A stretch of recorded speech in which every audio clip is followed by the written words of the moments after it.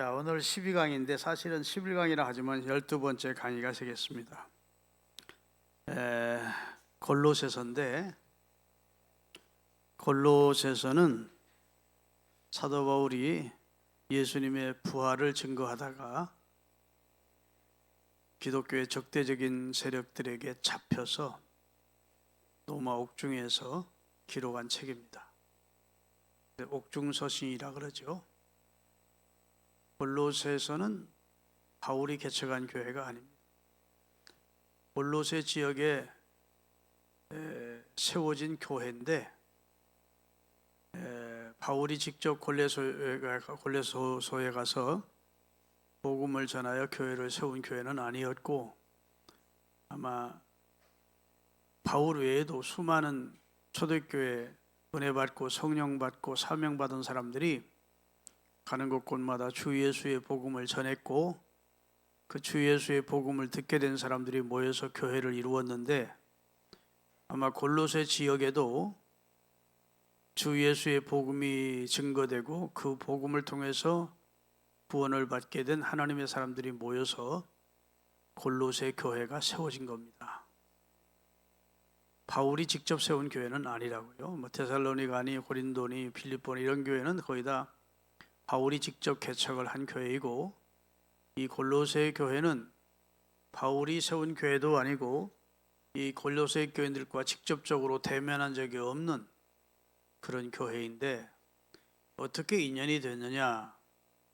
골로새 출신의 에바브로라고 하는 사람이 바울을 통해서 예수를 믿게 된 사람이거든요. 그리고 바울이 옥중에 있을 때 종종 와서 바울의 옥중 뒷바라지를 해준 사람이 에바브로입니다. 그 사람이 골로새 출신이거든요. 그러니까 바울이 직접 세운 교회는 아니지만 골로새 교회 형편을 듣게 되겠습니까? 안 듣게 되겠습니까? 듣게 되지요.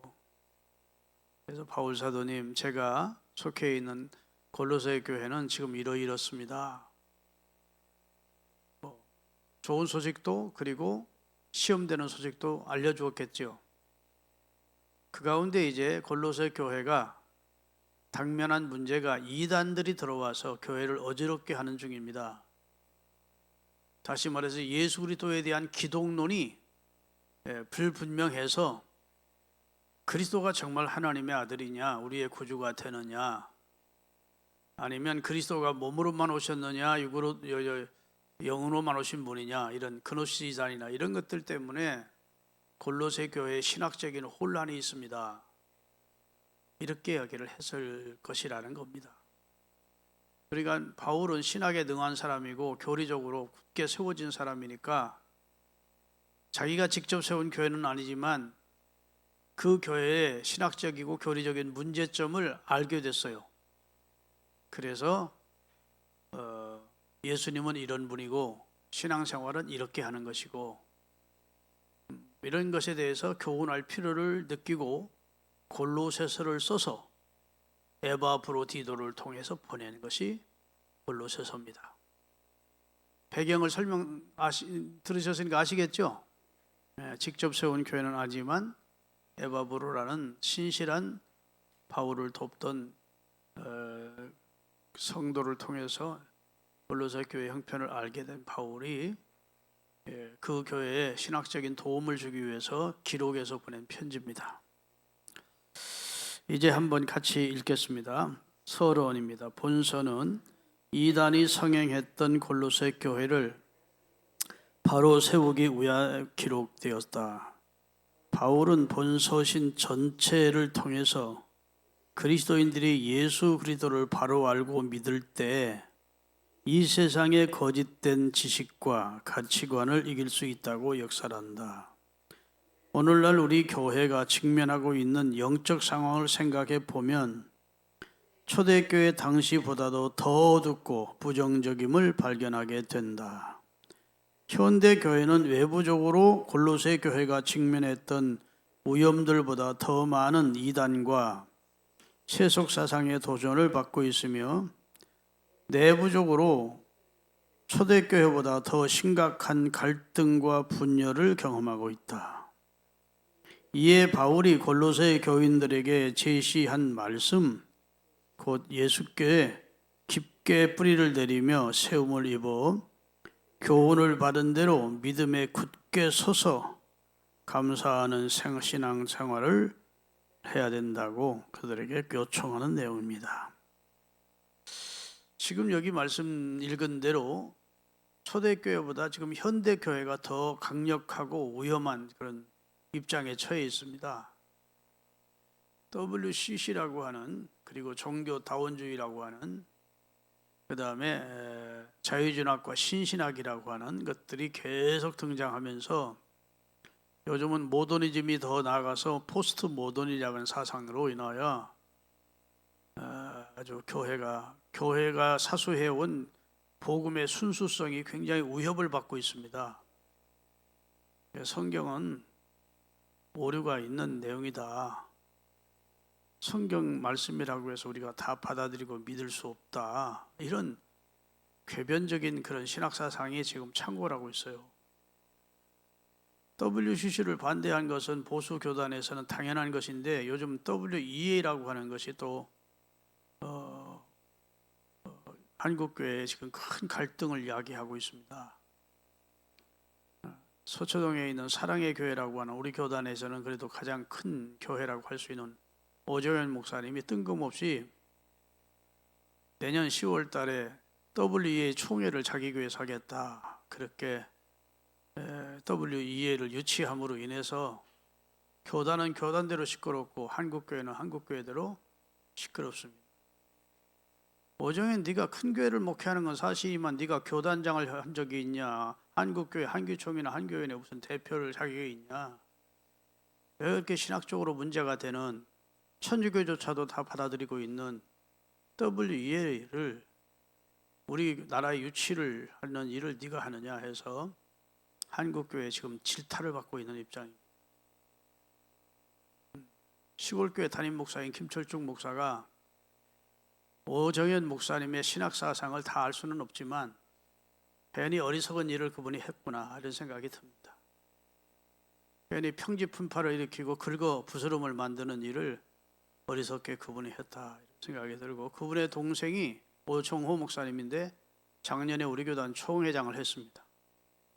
그때에도 감리교 신학대에 가서 목회 신학 박사를 받으면서 말이 많았습니다. 우리 교단에도 얼마든지 신학 박사를 받을 수 있는 유명한 대학들도 많고, 근데 굳이 감리교 알미니안을 주장하는, 알미니안이라는 것은 예수만 믿어 구원하는 게 아니고 예수도 믿고 인간의 의지적인 노력이 있어야 구원받는다는 것이 알미니안입니다.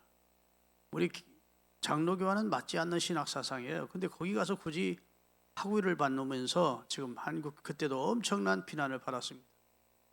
지금 두 형제가 한국교회 자랑이었는데 이상하게 신학을 좀 본질적으로 걱정이 되는 신학을 자꾸 수용함으로 해서 잘못하면 우리 교단에서 쫓겨나야 되는 입장이 되지 않을까 하는 염려도 들 만큼 우리 한국교회가 지금 막 소용돌이 치고 있습니다. 여러분, 다른 건 몰라도 진리에서 벗어나면 우리는 수용할 수가 없지요. 아멘. 아무리 다 용납하고 다 합계하자는 거 얼마나 좋으냐? 뭘 좋은 말이죠. 그래도 예수 그리스도가 예수님을 통해서만 구원이 있다고 하는 그것 아니다 이렇게 주장하는 쪽으로 기울이면 안 되죠. 그럴 수는 없는 겁니다. WEA 쪽에서는 우리는 WCC 같지는 않고 복음주의다. 근데 복음주의라고 다 좋은 게 아니에요. 개혁신앙에, 복음신앙이 중요한 게 아니라 개혁신앙이어야 됩니다.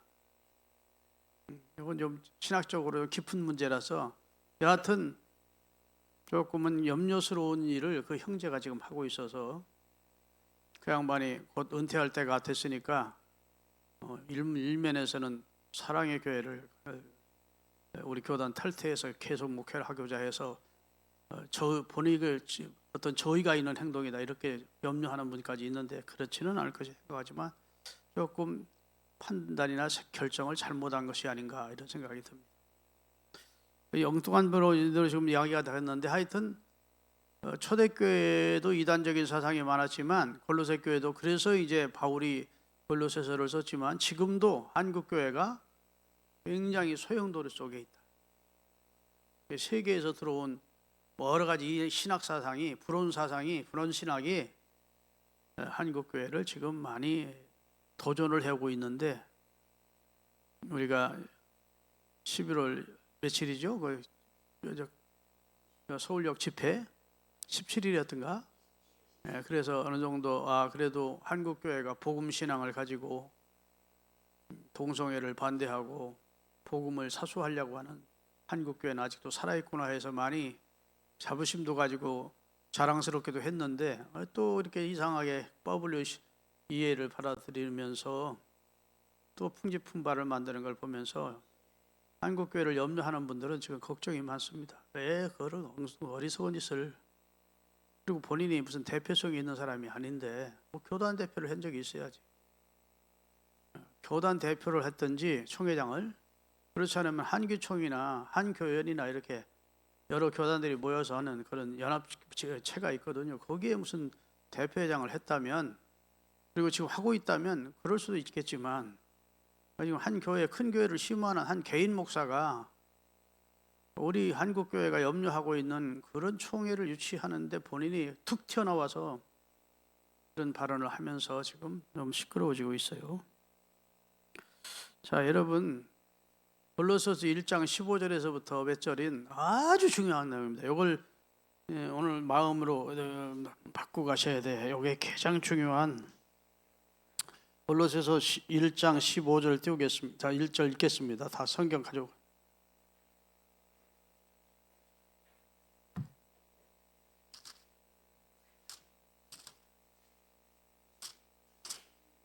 (1장) 15절부터 20절까지입니다. 이게 이제 예수님에 대한 가장 정확한 신학적인 예수님에 대한 이제 교리라고 할 수 있겠죠. 그래서 예수 그리스도에 대한 완벽한 초상화라고까지 하는데, 골로새서 1장 15절 같이 읽습니다. 그는, 여기 그는 누굴까요? 예수님을 말하죠. 예수님은 보이지 아니하시는 하나님의 형상이다. 자, 하나님은 지금 보입니까? 안 보입니까? 안 보이는데 보이는 분으로 나타나신 분이 누구예요? 예수님이라는 겁니다. 그래서 예수님은 그 제자들에게 나를 본 자는 아버지를 보았거늘 어찌하여 아버지를 보여달라고 하느냐? 나와 아버지는 하나니라.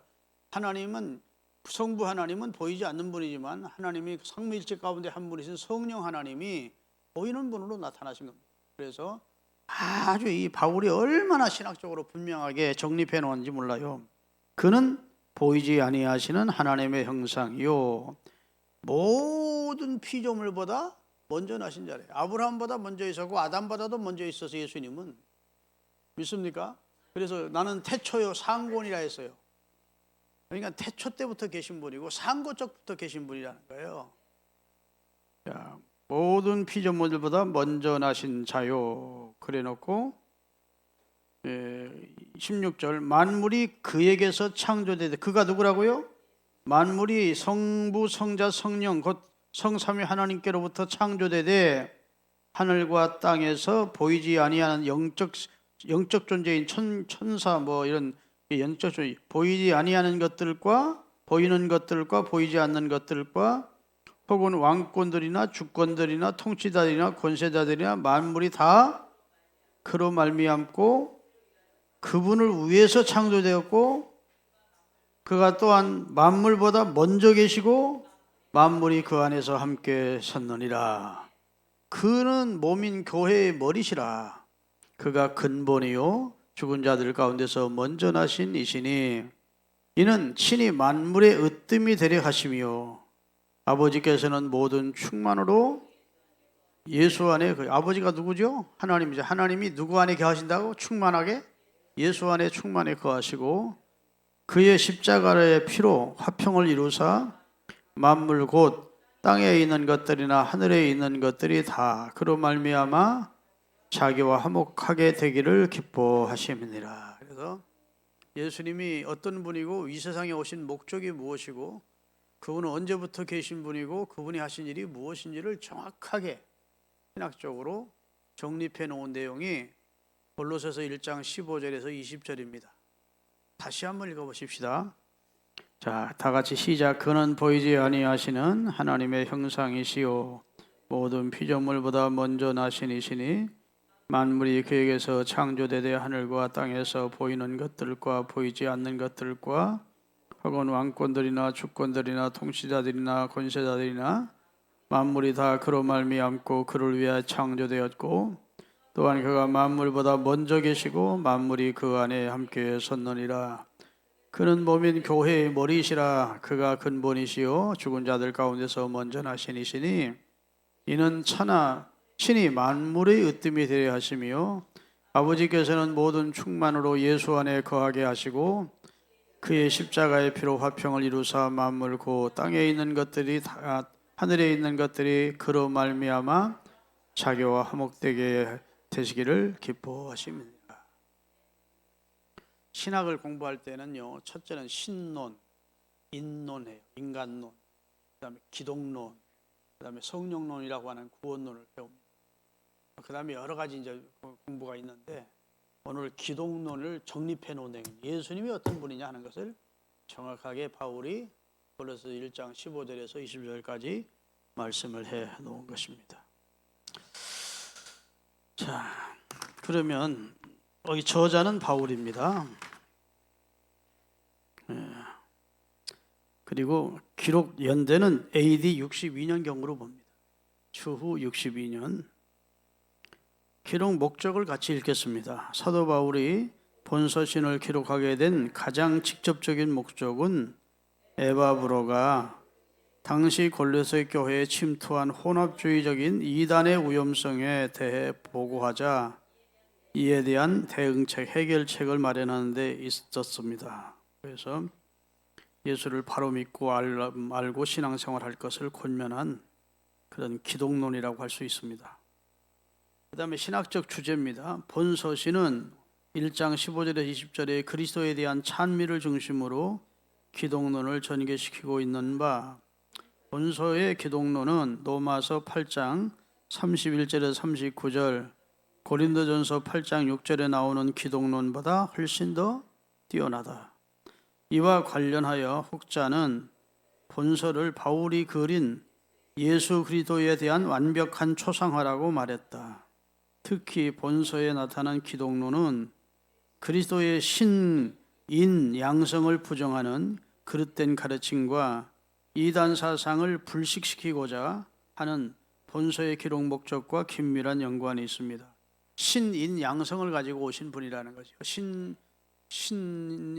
완벽한 신성과 그 다음에 인성을 동시에 취하신 분이시다는 겁니다. 그래야 하나님과 우리 사이에 화목제물이 되어주실 수 있기 때문에 오늘 20절에 하나님이 그리스도 안에서 우리를 화목케 하셨다는 겁니다.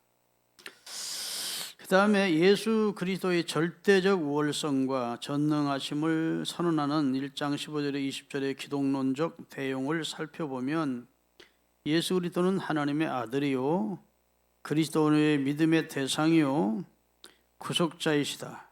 또한 그리스도는 하나님의 형상이요 창조주시요 교회의 머리시요 세상을 화평케 하는 분이시다. 이렇게 아주 확실하게 예수님은 어떤 분인지를 짧은 구절에 정의해 놓고 있는 기독론이에요. 지난번에 배운 대로 에베소서는 교회론이고 골로새서는 기독론입니다.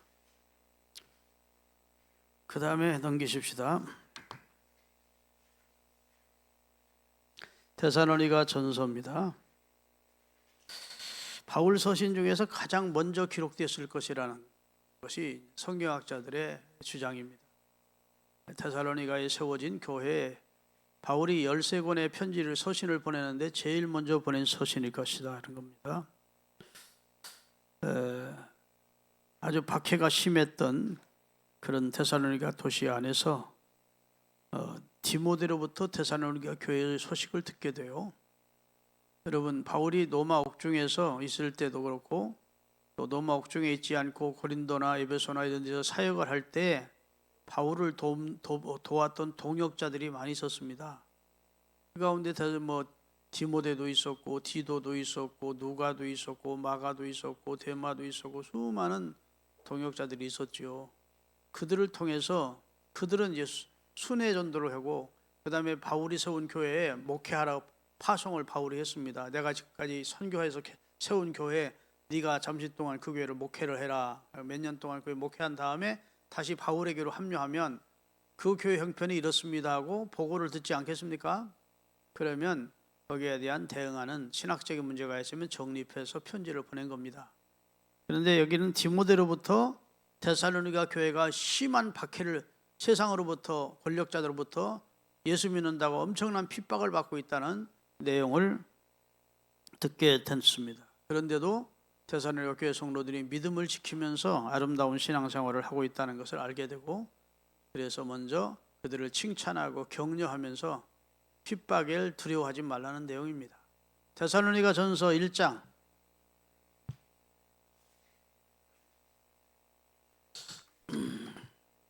2절부터 같이 한번 몇 절 읽겠습니다. 우리가 너희 모두로 말미암아 항상 하나님께 감사하며 기도할 때 너희를 기억함은 너희의 믿음의 역사와 사랑의 수고와 우리 주 예수 그리스도에 대한 소망의 인내를 우리 하나님 앞에서 끊임없이 기억함이니 하나님의 사랑하심을 받은 형제들아 너희를 택하심을 아노라. 이는 우리 복음이 너희에게 말로만 이른 것이 아니라 또한 능력과 성령과 큰 확신으로 된 것임이라. 우리가 너희 가운데서 너희를 위하여 어떤 사람이 된 것은 너희가 아는 바니라. 데살로니가 교회를 생각할 때 너무 바울은 기뻤다는 겁니다. 내가 전도해서 신앙생활을 나이상으로 잘하는 사람 보면 기쁩니까? 속상합니까? 예? 무슨 말인지 못 알아들었어요? 여러분이 전도한 사람이 여러분보다 신앙생활을 잘하는 모습을 보면 질투가 납니까? 아니면 기쁩니까? 기쁘지요. 여러분 우리가 전도한 사람이 진짜 전도받은 것을 고마워하고 새 생명을 얻은 걸 감사하면서 신앙생활 열심히 하면 진짜 전도한 보람을 느끼잖아요. 그런데 이 데살로니가 교회는 믿음으로 역사하는 교회들에 믿음으로 일을 하라, 사랑으로 수고하더래, 소망 중에 잘 참고 인내하면서 신앙생활 하더래. 믿음, 소망, 사랑이 다 가진 교회들이라는 겁니다. 그래서 이 데살로니가 교회에 대한 소문이 이 아시아 전 지역에 퍼졌는데 나는 너무 기쁘다는 겁니다. 너희를 생각할 때마다 이런 내용을 하고 있어요. 그런데 특별히 이 소망 중에 인내한다는 내용은 이 데살로니가 교회가 핍박이 심한 교회였다는 겁니다. 지금도 교회 다니면 좀 핍박이 있지만 옛날에는 핍박이 얼마나 심했겠습니까? 그런데 핍박이 심한 중에도 신앙을 잘 보존하고 믿음 생활 잘하는 것을 칭찬하는 겁니다. 서론 읽겠습니다. 본서시는 예수 그리스도께서 승천하신 후 24년 정도 경고가 아니고 경과하여 기록된 것이기 때문에 복음서나 다른 서신보다 훨씬 더 순수한 복음을 보존하고 있다는 점에서 매우 중요합니다. 그뿐만 아니라 본서신에는 교회가 조직화하기 전에 그리스도의 재림만을 대망하는 순수한 성도들이 소박한 열면에 잘 나타나 있습니다. 오늘날 많은 교회는 주의 재림의 도래는 라는 엄연한 사실을 외면한 채 현실 안주적, 물량적 성공에만 젖어 불신자의 구원을 위한 복음 전파 노력과 성도의 신앙 성숙을 위한 교육과 훈련, 가난한 자에 대한 구제라는 본연의 주제가 아니고 구제입니다. 구제라는 본연의 사명을 멀리한 이때 바울이 다른 서신을 비해 종말 사상을 강조하고 있는 본서는 참된 부흥의 요체는 오로지 뼈를 깎는 고난을 통한 주의 말씀이 흥황함을 일깨워주고 있습니다. 여러분, 예수님께서 복음서를 보면 마태복음 17장인가요? 한번 칩시다.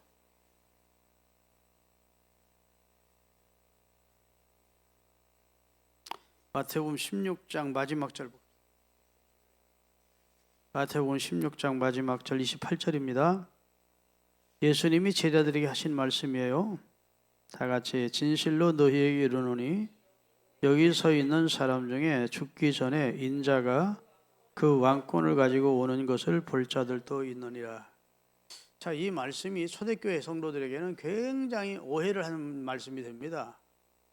예수님의 제자들이 다 죽기 전에 예수님이 재림하는 것을 볼 자가 있을 것이라는 말씀으로 들은 겁니다. 그러니까 초대교회 성도들은 재림이 이렇게 2000년 가까이 미뤄질 줄은 모르고 곧 재림하신다는 이 재림신앙 때문에 직장도 곧 팽개치고 공부하는 것도 팽개치고 재림만 기다리는 그런 교회도 있었고, 예수 그리스도의 재림을 기다리다가 예수님의 재림이 늦어지자 주의 재림은 없다 하고 예수님의 재림의 말씀을 기롱하는 자들이 생길 정도였습니다. 그런데 이것은, 여러분, 이 말씀은 예수님이 신앙 고백을 베드로를 통해서 고백받은 후에 베드로가 예수님을 나중에 부인하게 될 것도 예고해 주면서 마지막 결론적으로 하신 말씀이 너희 중에 인자, 여기 서 있는 사람 중에 죽기 전에 인자가 왕권을 가지고 오는 것을 볼 자들도 있느니라, 이렇게 됐다고. 그러니까 여러분 생각할 때는 진짜 예수님이 왕권을 가지고 재림하는 모습을 예수님의 12제자가 죽기 전에 누구든지 볼 사람이 있다는 말은 예수님의 재림이 승천하신 다음에 얼마 안 있어 재림한다는 말씀이구나라고 오해할 수 있겠습니까? 없겠습니까? 있습니다. 그런데 엿새 후에 그것을 보여주십니다. 이 얘기를 하는 거였는데 이어서 17장 1절입니다. 엿새 후에 예수께서 베드로와 야고보와 그 형제 요한을, 자, 12사람에게 다 보여주지 않습니다. 너희 중에 몇 사람이라고 했는데 이 세 제자만 데리고 예수님이 헐몬산이라고 하는 높은 변화산에 올라가십니다. 등산 가신 것이 아니고 그 교회를 앞으로 책임지게 될 초대교회 지도자가 될 이 세 제자에게 예수님이 다시 오실 때의 모습을 보여주려고 그러는 겁니다. 예수님의 변형된 모습, 할렐루야. 그 옷이 하얀기가 너무너무 눈같이 익히고 얼굴에 광채가 나고 그런 모습을 보여주려고 세 제자를 데리고 말씀하신 그 다음 엿새 후에 주님이 영광 중에 재림하시는 모습을 미리 보여주려고 세 제자를 데리고 올라가신 겁니다. 같이 읽겠습니다. 엿새 후에 예수께서 베드로와 야고보와 그 형제 요한을 들이시고 따로 높은 산에 올라가셨더니 그들 앞에서 변형되사 그 얼굴이 해같이 빛나며 옷이 빛과 같이 희어졌더라. 이때 이 모습으로 예수님이 오신다는 겁니다. 할렐루야. 그 얼굴이 해같이 빛나며 그 옷이 눈같이 하얗게 희어진 흰 옷을 입은 모습으로 얼굴이 광채가 나는 모습으로 예수님이 갑자기 우리와 비슷했었는데 그냥 그 변화산 꼭대기에 올라가시더니 예수님이 변형이 되시는 거예요.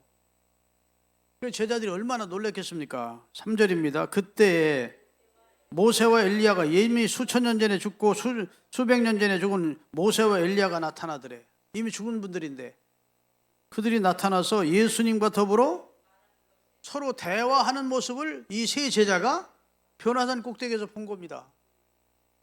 너무도 신비하지 않겠습니까? 이게 꿈인가 생신가 했을 겁니다. 예수님이 변형이 되시고 광채가 나는 얼굴을 하셨는데 갑자기 모세와 엘리야가 나타나서 예수님과 무슨 내용인지 대화를 하시는 모습을 보게 된 겁니다. 그러니까 그들이 두려워서 베드로가 예수께 여쭈어 가로되 주여 우리가 여기 있는 것이 좋사오니 만일 주께서 원하시면 내가 여기서 초막 셋을 짓되 하나는 주님을 위하여 하나는 모세를 위하여 하나는 엘리야를 위하여 하리이다. 이게 맞는 말입니까? 틀린 말입니까? 예수님과 모세가 동급입니까? 예수님과 엘리야가 동급입니까? 그들은 피조물이고 예수님은 창조주십니다. 아무리 지금 신비한 모습으로 그들 가운데 나타났다고 예수님과 인간과 똑같은 존재가 아닌데 여기다 초막 셋을 짓고 여기서 합시다. 이게 너무 좋네요. 그런 거예요. 그랬더니 말할 때 호련히 빛난 구름이 그들을 덮으며 구름 속에서 소리가 나서 이르되 이는 내 사랑하는, 이건 이제 하나님의 음성입니다. 성부 하나님이 그 구름 속에서 소리가 나는데 이는 내 사랑하는 아들이요 내 기뻐하는 자니 너희는 예수님의 말씀을 들어라. 그러니까요. 모세, 엘리야 얘기 듣지 말고 그들은 너희와 똑같은 성정을 가진 한 인간이고 내 사랑하는 아들, 내가 기뻐하는 자는 예수다. 너희를 구원하러 보낸 자는 예수야. 너희는 그의 말을 들으라 하는 하나님의 음성이 들리자 저들이 다 제 제자가 엎드려서 죽은 자 같이 됐대요. 너무 두려워서 하나님 음성을 듣고 나니까. 자, 6절입니다. 제자들이 듣고 엎드려 심히 두려워하니 예수께서 나와 그들에게 손을 대시며 이르시되 일어나라 두려워하지 말라 하시니 제자들이 눈을 들고 보매 모세와 엘리야는 온데간데 없고 오직 예수만 보이더라는 겁니다. 그래서 예수님은 너희 중에 인자가 재림할 때 영광을 볼 자가 있다. 그때의 모습을 볼 자가 있을 것이다 하는 예언을 엿새 후에 칭찬해 주셨는데 초대교인들께 오해한 사람들은 예수님이 부활하시고 나서 얼마 안 있으면 재림할 것이라고 생각하고 일손 다 놓고 예수님의 재림만 기다리는 사람도 있었고 기다리다가 안 오자 한 100년 200년 지나도 안 오자 예수의 재림은 없다 하고 예수의 재림 이야기하면 예수를 기롱하는 자들까지 생겼다고 성경은 말하고 있습니다. 그것은 성경을 알지 못하는 무지에서 온 오해인 줄로 믿습니다. 예수님은 내가 오겠다고 하지 않고죠. 올 때의 모습을 미리 볼 자가 있을 것이라는 말씀을 하셨고 엿새 후에 확실하게 보여주신 겁니다. 아시겠죠? 네. 그래서 이 데살로니가전서는 이런 예수님의 재림을 확실하게 믿고 그리고 핍박 속에서도 예수님의 재림을 고대하며 기다리는 사람들에게 주님 바울이 믿음에 흔들리지 말 것을 강력하게 권한 내용입니다. 같이 읽겠습니다.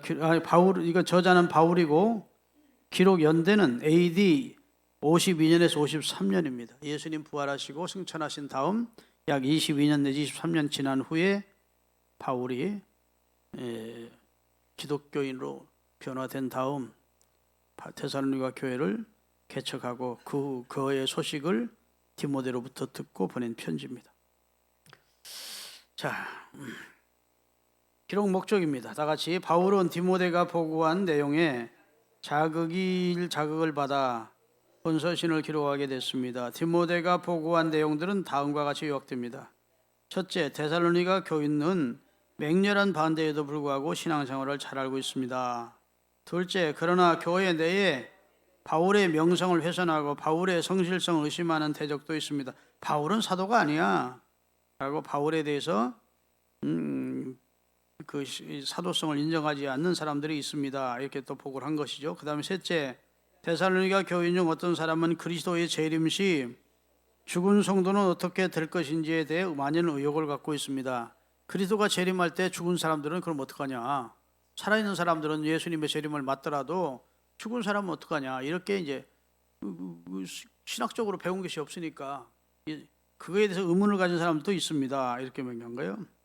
이상과 같이 디모데의 보고에 대한 응답으로서 세 가지 목적으로 본서신을 기록했습니다. 첫째, 데살로니가 교회가 영적으로 건강한 상태에 있음을 하나님께 감사하고 이를 데살로니가 교회에 표하고자 편지를 썼습니다. 둘째, 바울 사도 자신과 그의 동역자에 대해서 그릇된 생각을 하는 자에게 대항하여 강력하게 본을 세우고자 했습니다. 나는 주님께서 직접 세운 사도다.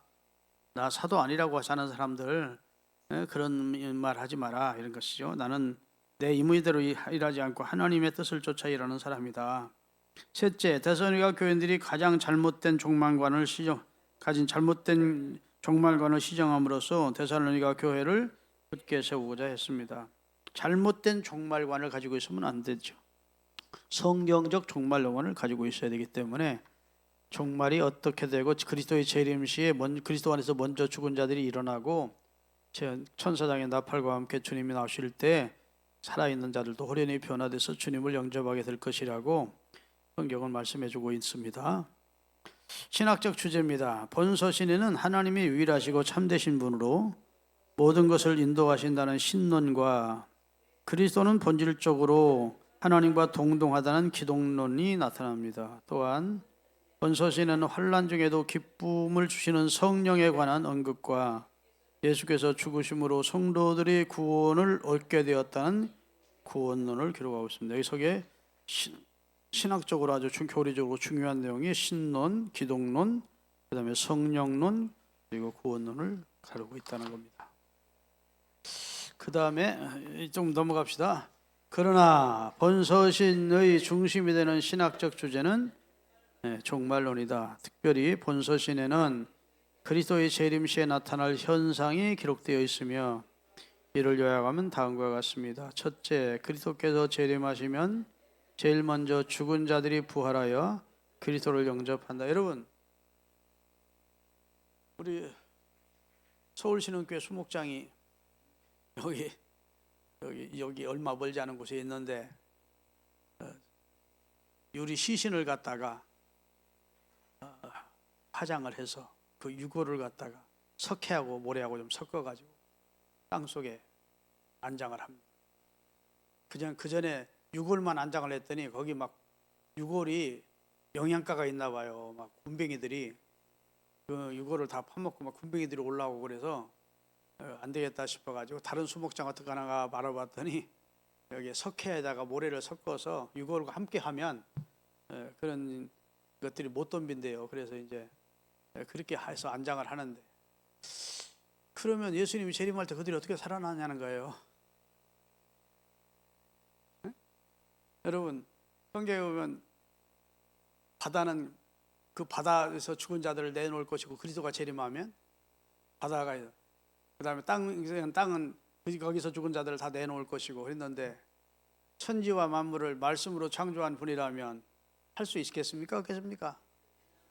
사람의 그 뭐라고 그러나 가지고 있는 모든, 여러분, 흙에 가지고 있는 모든 성분을 사람의 인체가 가지고 있어요. 흙에 철분이 있으면 사람의 몸에도 철분이 있고, 흙에 인산이 있으면 사람의 몸에도 인산이 있고, 흙에 질소가 있으면 사람의 몸에도 질소가 있고, 똑같아요. 흙과 사람의 몸이 똑같습니다. 사람이 흙에서 창조됐다는 것이 분명한 사실이에요. 그래서 결국은 흙에서 나는 걸 먹고 사는 겁니다. 아멘. 그리고 흙으로 돌아가요. 그 흙으로 돌아간 인간을 다시 하나님께서 신령한 몸으로, 이런 육체라 이런 몸으로 살리는 게 아니고 신령한 몸으로 부활시키게 되겠다는 겁니다. 예수님의 부활체. 예수님은 부활했을 때 이런 벽을 막 통과해서 들으셨어요. 그러면 귀신 아니야? 귀신 아니요. 야, 만져봐라. 그리고 손을 보이시고, 디베레 바닷가에서는 생선도 직접 먼저 드시면서 먹으라고 했어요. 귀신은 먹지 못하느니라. 나는 귀신 아니야 하고 예수님이 잡수셨다고 기록되어 있어요. 여러분, 제가 신앙생활을 하려면 하나님의 전능하심을 믿어야 돼요. 하나님은 말씀하신 대로 하시는 분이라는 사실을 믿어야 돼요. 거기에 토대를 두지 않으면 그건 맞지 않는 말 같은데, 어디 사람이 죽으니까 뭐 수백 년 수천 년 됐는데 어떻게 하나님이 살릴 수 있습니다. 그 사실을 믿으십시다. 그래서 여기 오늘 본문에도 그 얘기하는 거예요. 지금 재림하면 제일 먼저 죽은 자들이 부활하여 그리스도를 영접하고, 둘째, 그 후에 살아남아 있는 자들, 그때까지 죽지 않고 사는 공중에서 올려가서 주를 영접하여 영원토록 그와 함께 살게 된다. 셋째, 그리스도의 재림 때와 시기는 아무도 멀지 못하고 평안하다, 안전하고, 그리스도의 재림이 어디 있어 하고 늘 세상에 취해 있을 때 예수님이 오실 것이다. 넷째, 주께서 재림하시는 마지막 날 불신자는 멸망을 당하지만 성도는 예수 그리스도와 함께 영원히 영생하게 된다. 그것이 이제 데살로니가 가르쳐 주는 메시지입니다. 그 다음에 데살로니가 후서입니다. 서론. 데살로니가 성도의 교회의 신실한 성도에 대한 찬사와 격려의 메시지와 함께 그리스도의 재림을 대망하는 성도들이 생활 가운데서 그네들 성결한 삶을 기록한 첫 편지인 데살로니가 전서의 사상이 본서시는 더욱 진전된 형태로 나타납니다. 본서시는 그러한 칭찬의 글과 더불어 애정 어린 충고와 권면의 글을 받고서도 그 내용을 곡해야 여전히 잘못된 종말관을 유포함으로써 바르지 못한 행동을 자행하는 일부 완고한 자들에게 대한 준엄한 권계를 메시지화합니다. 특히 본서는 재림 이전에 나타날 어떤 전조를 구체적으로 예시함으로써 성도들이 그릇된 종말관에 휩쓸려 극단적인 삶에 빠지지 않도록 안전비늘 역할을 해주고 있습니다. 주의 오심이 가까워올수록 재림의 시기와 방법에 관한 갖가지 유해한 가르침이 만연되게 마련인 바, 본서는 그러한 예언적 혼란기를 겪는 현대 그리스도인들에게서 또 말세를 대비한 참된 종말론적 신앙관과 삶의 지지향성을 제시해주는 오늘날에도 꼭 우리가 귀하게 알고 읽어야 될 내용이라는 겁니다. 아멘. 그는 주님의 장중에 있으니까 너희의 알 바 아니니까 하나님께서 나를 얼마 동안 이 땅에 존재케 하든지 성실하게 하나님의 백성으로 살다가 주님 오시면 기쁨으로 주를 맞는 것이고 그 안에 우리가 주님 오시기 전에 이 생을 마치면 천국에서 주님을 배우는 믿음 가지고 살면 되는 겁니다. 아멘. 스피노자라는 사람은 말하기를 내일 세상의 종말이 올지라도 나는 한 그루의 사과나무를 심겠다 하는 말을 한 것처럼 세상이 주님의 재림이 온다고 해서 하나님은 다른 일과는 다 접어두고 주의 재림만 기다리기를 원한 그렇게 해라 한 적이 한 번도 없어요. 우리의 삶을 성실하게 살다가 사명자를 감당하다가 주님 맞으면 되는 겁니다. 아멘 하는 분이 몇 분 안 계시네. 열심히 사십니다. 열심히 신앙생활 하면서 살다가 보면 주님 맞으면 너무 감사한 일이고 또 우리가 그 전에 주님 앞에 서게 되면 그것도 감사한 일이니까. 기록 목적입니다. 바울은 첫 번째 서신을 데살로니가 교인들에게 보내긴 했지만 그에게 들리는 소식에 의하면 데살로니가 교회는 전보다 심한 핍박을 당하고 있고 교회 내부의 신앙 문제는 더욱 악화된 상황에 놓여 있었다고 보고를 받습니다. 첫째, 그리스도인에 대한 박해가 더욱 심해짐에 따라 데살로니가 교인은 실망하는 단계까지 이르렀다. 둘째, 바울의 이름을 도용한 위조 편지와 거짓된 가르침 등들을 점점 심해지는 박해 상황에서 볼 때 이미 종말이 나타나고 있다는 생각을 데살로니가 교인들에게 확신시켜주고 있다. 셋째, 그리스도의 재림이 임박했다는 핑계로 자신의 직무에 충실하지 않는 자들이 데살로니가 전서를 쓸 때보다 더욱 증가했다. 바울은 이상과 같은 문제를 염두에 두고 데살로니가 교인들에게 다음과 같은 목적을 가지고 본서신을 써보냈다. 첫째, 바울은 미래에 다가올 하나님의 심판 때 주어질 상급과 형벌에 대한 서술함으로써 데살로니가 교인이 고난의 상황에서 더욱 인내할 것을 권면했다. 둘째, 바울은 종말이 이미 임했다는 그릇된 종말관을 반박하기 위하여 주의 재림 시 있을 중요한 사건들이 명백해. 주의 재림이 그냥 있는 게 아니고 주의 재림하기 전에 이러이러한 일이 있겠다고 예수님이 말씀했다. 근데 아직 그런 일이 일어나지 않았으니 주의 재림이 오늘 내일 있는 건 아니다. 이런 말씀이죠. 셋째, 바울은 종말을 핑계로 일하기 싫어하는 사람을 바로잡기 위하여 교회가 취해야 될 자세에 대해서 상세한 일하기 싫어하는 자에게는 먹지도 말게 하라고 해서 가지 극단적인 표현을 했죠. 디모데 전서입니다. 여러분, 디모데는 바울이 누수드라고라고 하는 것에 복음 전하러 선교 갔을 때 그때 누수드라의 안진뱅이를 바울이 예수님의 이름으로 일으켰어요. 나면서부터 한 번도 걸어보진 적이 없는 안진뱅이를 사도 바울이 예수님의 이름으로 일으키는 것을 디모데라는 청년이 거기 살고 있는 청년이었는데 목격하게 됐습니다. 근데 그 디모데의 아버지는 헬라인이고 디모데의 어머니는 히브리인이었습니다. 그런 헬라적 영향도 받았고 히브리적인 영향 아래서 어머니의 신앙 교육도 받은 상태였죠. 그때의 신앙은 유대교인이었까요? 기독교인일까요? 유대교 신앙 교육을 받은 겁니다. 그런데 바울이 와서 복음을 전하는데 유대교의 하나님을 전하기는 전하되 유대 하나님이 보내신 예수님을 전하거든요. 그분이 구원자라고. 그러더니 그분이 보내주신 하나님의 영을 가지고 한 번도 걸어보지 없는 누수드라의 안진병을 일으키거든요. 그러니까 그때 이제 이 디모데가 나도 예수님을 믿고 당신 선교사님들 따라다니면서 선교하겠습니다 하고 합류하게 됩니다. 디모데서를 보면 이제 디모데의 어머니와 그 외할머니를 칭찬하는 내용이 나옵니다. 디모데, 네 속에 청결한 양심이 있는데 내 어머니 로이스와 내 할머니 유니게 속에 있더니 내게도 있다.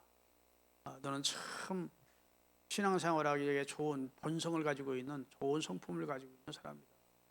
그리고 바울은 총각으로 평생을 사역했으니까 결혼한 적이 없는데 디모데를 믿음의 아들로 여기고 양자로 삼은 거예요.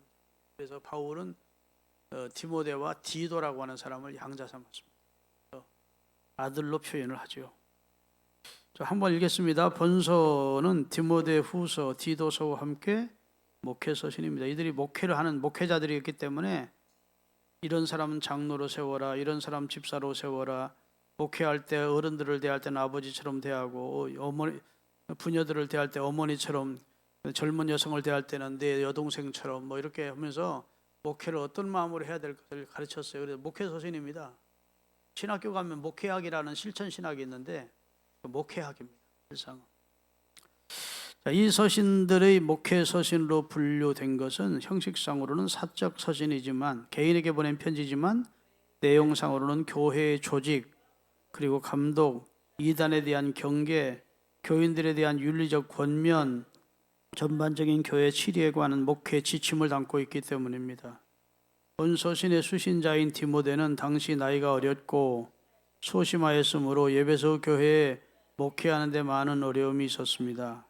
이에 바울은 부성의 곧 아버지의 마음으로 위로와 격려로서 어떤 도전과 위협에도 굴하지 말고 그리스도인의 삶의 자세를 견지함으로 자신의 목회 사역을 해 나갈 것을 권면했습니다. 비단 디모데와 같이 목회 일선에서 일하고 있는 교회뿐 아니라 어떤 형태로든 하나님의 일에 깊이 관여되어 있는 모든 신자에게 본서는 하나님의 일의 원리와 실천에 관한 좋은 지침서가 됩니다.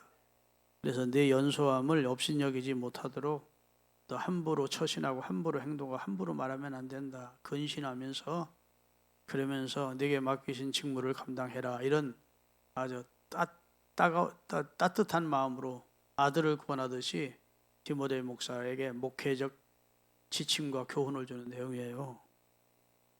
아멘. 저자는 바울입니다. 이 편지를 받을 때 디모데는 예배소 교회를 담임하고 있었습니다. 예배소 교회는 바울도 2년 이상 목회했던 지역이죠. 여기를 디모데에게 맡겨놓고 바울은 지금 계속해서 선교를 다니고 있는 입장입니다. 그래서 편지를 써서 예배소에서 목회하고 있는 믿음의 아들 디모데에게 보낸 편지, 먼저 보낸 편지가 디모데전서입니다. 기록 목적 같이 읽겠습니다. 본서신을 기록한 목회 서신들은 목회적인 의무의 계율을 말하기 위해 교회 목회자들에게 보내는 편지이기 때문에 목회 서신이라고 일컬어졌습니다. 따라서 본서신의 기록 목적은 곧 목회 서신의 기록 목적이기도 한 바 다음 두 가지로 요약될 수 있습니다. 첫째, 외부로부터 복음의 순수성을 보호하기 위함입니다. 예수 그리스도의 승천과 오순절 성령 강림 이후 초대교회는 폭발적인 전도열로 인해 곳곳에 지역 교회들을 세우게 되었습니다. 그러나 이러한 양적인 성장과는 달리 질적 성장이 뒷받침되지 못했던 관계로 교회 안에는 이단 사상이 침투하게 되었습니다. 이처럼 바울이 전도 사역을 감당했던 그 시기에 이미 교회 안에는 이단 사상으로 인한 분란이 일어났습니다. 이에 바울은 이단 사상을 배격하고 복음의 순수성을 변호하며 교인들의 신앙으로 바로 세우기 위해 당시 목회에 주력하고 있던 디모데와 디도를 향하여 목회 서신을 기록하게 되었습니다. 둘째, 내적으로 성숙한 신앙생활을 권면하기 위해서입니다. 바울은 외부로부터의 도전뿐 아니라 영적 나태로 인한 내부로부터의 신앙적 와해를 막고 경건의 훈련과 이 땅의 시민으로서 도덕적 품성을 고양시키고자 목회 서신을 기록했습니다. 특히 바울은 양적 성장을 이룩한 교회들이 아직 미성숙하여 또한 지도자들의 수준이 미흡한 점을 고려해서 교직 제도와 교회 직분입니다. 교회 직분 제도와 그에 따른 교육자들의 자질을 규정하기 위해 목회 서신을 기록했습니다. 세 번째, 목회 서신에 나타난 이단 사상. 목회 서신에 나타난 이단들은 세 가지 부류로 구분할 수 있는데, 첫째, 금욕주의자들. 이들은 음식에 관한 특별한 규정을 만들었으며 성을 부정한적으로 간주하여 결혼을 포기하도록 강요했습니다. 이거 완전히 기독교는 금욕, 때로는 우리에게 절제도 강조하지만 기독교는 금욕주의가 아니에요. 이 사람들 다 등지고 산으로 들어가는 종교가 아니고 들로 나가서 자기를 쳐서 금욕하는 종교가 아니라 그래야 구원받는 종교는 아닙니다. 그런데 당시 교회의 지도자들이라고 행세하는 사람들이 금욕주의를 강조해서 우리가 구원받으려면 결혼도 하지 말고 성적으로 문란한 삶을 살지 말고 뭐 이러면서 금욕주의를 강조했다고요. 두 번째, 방종자들, 또 다른 이단자들은 오히려 부도덕한 생활에 젖어 있었습니다. 그들은 성적으로 문란하여 어리석은 자들을 유혹하였으며 스스로 쾌락을 내던 어차피 예수님을 믿어 구원 얻으니까 우리가 어떻게 살든 그런 생활 때문에 구원이 제껴지지는 않는다 이러면서 요새 구원파가 그렇게 가르쳐요. 권신찬이나 유병원이라고 지난번에 세월호를 운영하던 그 사장이 유병원인데 이 사람들은 깨달음이 구원이다. 예수님께서 내 죄를 대신해 돌아갔다는 사실을 깨닫고 예수 그리스도를 주로 고백하면 구원받고 그 다음에는 기도 생활도 필요 없고 예배 생활도 필요 없고 그 깨달음 가지고 살면 구원받는다 이렇게 그러면서 영신과 영혼은 별개이기 때문에 내가 믿었으면 그 다음에 육신이 어떤 삶을 살든 구원과는 관계없다고 가르치는 사람들입니다. 그때 나타났던 이단이 지금도 나타나고 있는 거예요. 세 번째, 율법주의자들. 이들은 할례를 행하였고 또 다른 사람들이 할례 시행을 강요했습니다. 그 다음에 뒷장을 넘깁니다. 사실 이들의 진정한 목적은 그리스도 안에서 성숙한 신자가 되는 것이 아니라 유대계의 전통과 율법을 가르치는 교사가 되는 것이었습니다. 또한 그들은 유대인의 허탄한 이야기와 사람들이 만들어낸 명령을 쫓도록 연약한 자들을 유혹했습니다. 더욱이 그들은 그리스도인들이 경험하는 부활은 단지 세례를 통하여 그리스도와 더불어 죽고 더불어 산다는 영적 의미라고 주장하며 육신의 부활을 부정했을 아니라 인간이 경험하고자 했던 전인적인 부활은 이미 부활은 없다고 주장하는 이단자까지 생긴 겁니다. 그런 걸 바로잡아 주려고 디모데전서를 기록했습니다. 디모데후서입니다. 다 같이 읽습니다. 본 서신은 오늘날까지 전해진 바울의 서신 중 마지막 기록된 서신입니다. 이게 이제 유언과 같은 내용입니다. 그의 사랑하는 믿음의 아들에게 마지막 유언을 남기고 죽는 그런 내용이죠. 본인이 얼마나 있으면 순교를 당할 것이라는 걸 본인이 알고 있었습니다. 그래서 마지막으로 그의 믿음의 아들에게 보낸 최후의 편지입니다. 교회를 치리하는 공임자임으로써 알고 지켜야 될 목회상의 제반 규준을 다룬 디모데전서와는 달리 본서는 하나님 앞에 복음 선포의 사명을 부여받은 복음 사역의 역군으로서 갖추어야 될 개인적인 영성과 인품을 다루고 있습니다. 따라서 본서는 교리적 원리적 측면보다는 신앙 일선에서 승리의 삶을 영위하는 데 필요한 영적 무장, 즉 실천적 측면에 초점을 맞추고 있습니다. 또한 본서에는 죽음을 눈앞에 둔 바울 사도, 거기 사동이 아니고 사도의 주변 사정과 그의 생을 해고담이 담담한 필치로 서술되어 있으며 믿음의 아들이요 사랑하는 동역자인 디모데에 대한 염려와 그의 목회 생활을 격려하는 내용으로 정감 있게 묘사되어 있습니다. 사랑하는 아들에게 보낸 편지인데 교회에 대한 내용을 전서가 기록했다면 후서는 너 목회자인 네가 어떤 사람이 되어야 되는지를 가르쳤습니다. 저자는 바울이고 그다음에 기록 연대도 디모데전서를 참고하면 됩니다. 바로 후에 기록했으니까. 기록 목적입니다. 전서는 후세에 전해진 바울의 서신 중 가장 마지막에 기록된 글로서 디모데에게 두 번째 보내진 것입니다. 바울이 본 서신을 기록한 목적은 다음과 같습니다. 당대에 활동하던 거짓 선지자 교사들로부터 복음의 진리와 바른 교훈을 지키고 교회 내에 바른 질서를 세워 유지하기 위해 본 서신을 기록했습니다. 여러분, 목회는 두 가지를 하는 겁니다. 첫째는 하나님의 말씀을 가르치는 겁니다. 예수님께서 디베라 바닷가에서 부활하신 다음 사랑하는 제자들에게 의해서 조반을 지어놓고 그 제자 가운데 대표 제자인 시몬에게 물으시죠. 요한의 아들 시몬아, 너 나 사랑하냐? 예, 사랑합니다. 얼마 후에 또 물으십니다. 요한의 아들 시몬아, 너 나 사랑하냐? 예, 사랑합니다. 세 번째 또 묻죠? 세 번째 물으니까 그때는 베드로가 왜 이렇게 세 번씩이나 물으시지? 그리고 나서 자기 자신을 점검한 다음 제가 주를 사랑하는지 사랑하지 않는지 주님이 아십니다. 이렇게 고백을 합니다. 그랬더니 주님이 그때마다 첫째는 내 양을 먹이라. 할렐루야. 첫째는 어린 양을 먹이라. 두 번째 내 양을 치라. 세 번째 내 양을 먹이라 이래요. 자, 먹이라가 두 번이고 치라가 한 번입니다. 목회는 말씀을 가르치는 것을 3분의 2의 비중을 둬야 됩니다. 목회는 어차피 말씀을 대언하는 사역이에요. 두 번째, 목회는 사랑하는 성도들을 관리하는 겁니다. 양을 칠 때 목자가 양들을 관리하듯이 목사는 양을 먹이는 초장으로 데리고 다니면서 양을 먹이는 것이 첫째 해드리고 그 다음에 양들을 지켜주는 겁니다. 지켜주고 관리하는 것이죠.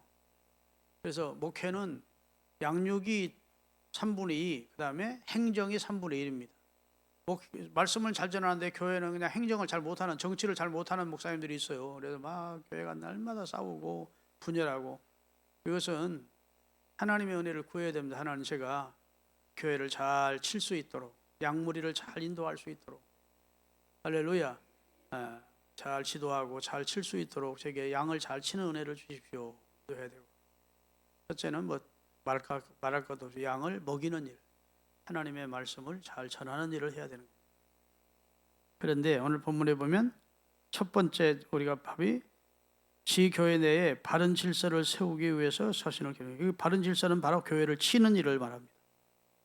둘째, 같이 읽겠습니다. 바울의 투옥과 교회가 당하는 여러 가지 어려움 때문에 의기소침 있는 디모데에게 용기를 주어 더욱 복음 전파 사역과 목회 사역에 매진할 것을 촉구하기 위해 기록했습니다.